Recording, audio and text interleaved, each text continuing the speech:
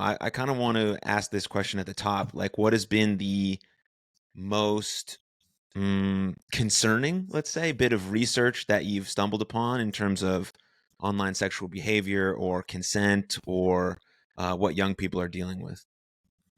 Yeah, sure. Because yeah, that's my kind of predominant focus of my research. So, as well as teaching in the university, I go into schools and I do research with young people to understand everything that you've just said.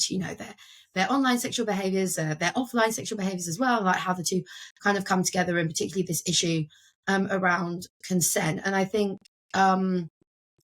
like from my perspective, I find it very something I found increasingly disturbing is just how unhelpful, in some senses, the current like landscape is around what we tell young people about consent and the messages that we give out and what we want them to learn and what and like as adults, in their lives, parents, teachers, whoever, what we want them to learn and absorb and act, and just how well, at best, maybe it's not having any impact or not really having, a significant impact, but at worst, it might actually be antagonizing some of the problems that we see going on between young people. And actually, I mean, I'm not like, maybe this will sound a bit incendiary, but actually it'd be better if we just didn't bother and we didn't do anything, because we might actually be making it worse with some of what we Mm. do. And I think that's something I'm becoming kind of increasingly like concerned about as I go through this, and trying to find some solutions to that and ways of addressing that that are actually feasible and realistic. And don't I'm not here to like slag off teachers in schools because of how they deliver sex education on consent or whatever, but because it's a hard thing to do, and I understand that. But it's how can we maybe improve what we do as the adults in these young people's lives, for sure. Yeah, but it's obviously incredibly important and something that can really harm, boys and girls for the rest of their Mm-hmm. life if not, you know, done or talked about in an appropriate manner that fits both genders, sort of in the way Mm-hmm. that they learn. So Yeah. what's the current rhetoric around this stuff in schools?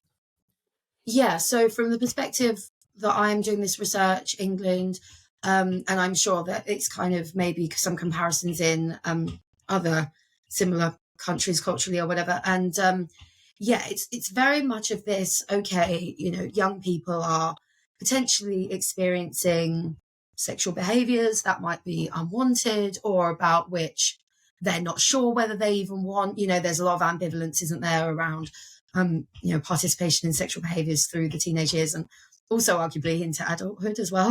When you look at the data on that too. And there's this idea that, what we need to be doing is teaching young people about consent. And you mentioned the gender issue, the idea being that, there are all these boys that are behaving towards girls in ways that are unwanted by the girls, harassing, physical, sexual behaviors that the girls don't want, and you know, online behaviors that pressuring girls to send images of themselves. I don't know, boys watching porn and learning all this horrible stuff that then they go out and they do to girls. And there's this idea that like education needs to talk to boys about masculinity and consent and all the things that are potentially going wrong, in order to encourage them to behave better towards girls, basically.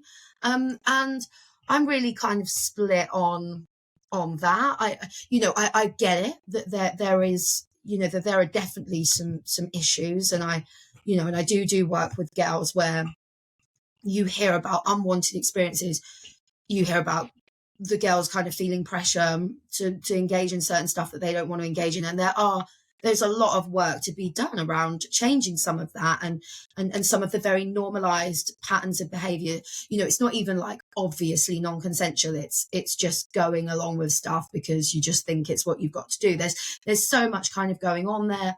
But I think something I'm getting more interested in is like the way we frame boys within that set of narratives, because this idea, I think it's a problem for a lot of reasons.